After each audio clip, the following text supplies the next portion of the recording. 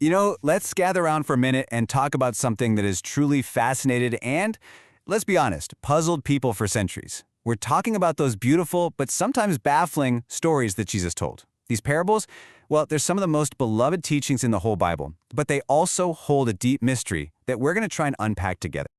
Okay, so let's just dive right into the heart of it, because this is a real head-scratcher. I mean, think about it. You'd expect a great teacher to want to be as clear as a sunny day, right? But Jesus himself says that his stories were sometimes meant to hide the truth from people. It just seems to go against everything we'd normally think. And this verse right here, this is the core of the puzzle. It feels so counterintuitive, doesn't it? It almost sounds like he was deliberately trying to conceal the message. So let's take a closer look and see if we can unravel this profound mystery, you and I. To get to the bottom of this, we need to do what any good detective would do. First things first, we got to understand our terms. We need to be absolutely sure we know what we're dealing with. So, what exactly is a parable? Now, the really interesting thing here is the purpose. Think of a parable, kind of like a word picture. It takes familiar things from our everyday world, seeds, soil, a lost coin, and uses them to help us wrap our minds around the divine concept. At their very heart, they're designed to help us understand what God is really like. And this brings us to a really crucial distinction. It is so important not to get parables mixed up with allegories. See, a parable like the story of the Good Samaritan, it's driving home one main point. In that case, it's love your neighbor. Simple, powerful.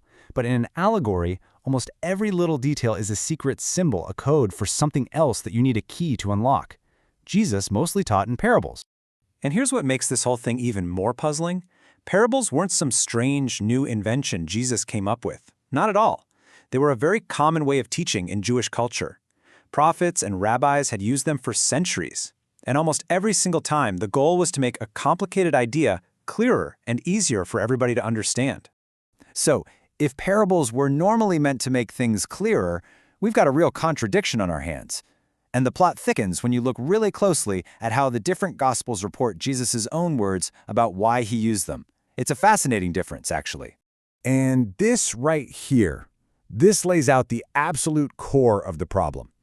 Was Jesus intentionally causing the misunderstanding, which is what Mark and Luke seem to suggest, or, and this is a huge difference, as Matthew puts it, was he using stories as a gentle way to respond to a misunderstanding that was already in people's hearts?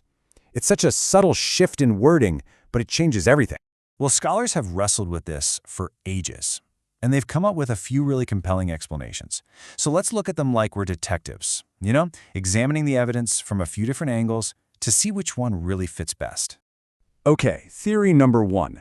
This idea suggests that Jesus wasn't just telling simple little moral stories. Nope.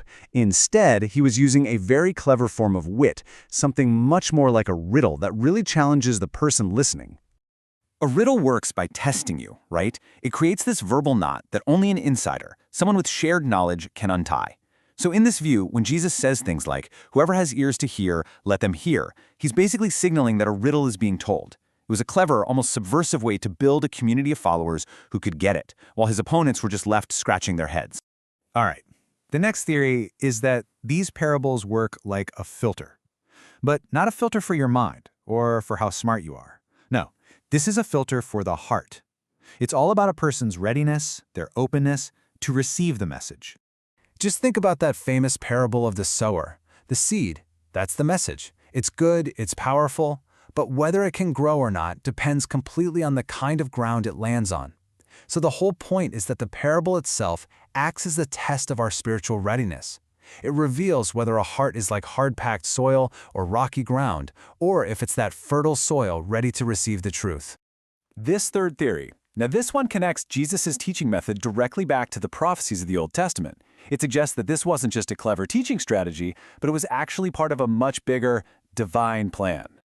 Many scholars believe that when Jesus quoted this passage, he was doing it on purpose. He was consciously fulfilling this very prophecy from the book of Isaiah. He saw how the crowds were responding, and he recognized it as a pattern that God had foretold centuries before. So you might ask, why would he do this? Well, in this view, the parables became part of a divine drama playing out. They helped explain why the religious leaders were rejecting him, and they showed that even in that rejection, God's plan was unfolding perfectly. The message was being heard, but it wasn't being truly understood, just as Isaiah had said it would be. So after all that, which theory is the right one? Is it the riddle, the filter, the prophecy? Well, what if the answer isn't about choosing just one? What if the true genius of these parables is that they are all of these things at the exact same time? You see, these stories aren't just simple little fables. They are so much more. They operate on many levels at once. They can work like a clever riddle and act as a filter for the heart and fulfill ancient prophecy, all packed into one beautiful, compact story. So the crucial point to take away is this. A parable does so much more than just give you information. It actually demands a response from you. It forces you to look inward. And in the end, it doesn't just reveal the nature of God, it reveals the nature of the person who's hearing it. And that leaves us with one last powerful thought to really ponder. When we hear these stories today, thousands of years later, they are still doing their work. They are still acting upon us, still testing the soil of our own hearts. So the question isn't just, what does the parable mean? But what does this parable reveal about me?